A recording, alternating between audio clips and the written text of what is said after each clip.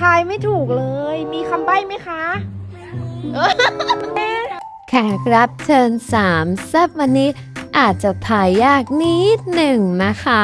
น่ารักสุดๆเลยค่ะ ความน่ารักของแขกรับเชิญกับเสียงหัวเราะที่พี่ๆ FC คิดถึงและคุ้นเคยค่ะ อันเนี้ยทายไม่ถูกเลย มีคำใบ้ไหมคะ ใช่น้องมอชิไหม ไม่ใช่หรอ น้องพายุหรือเปล่า ว้าย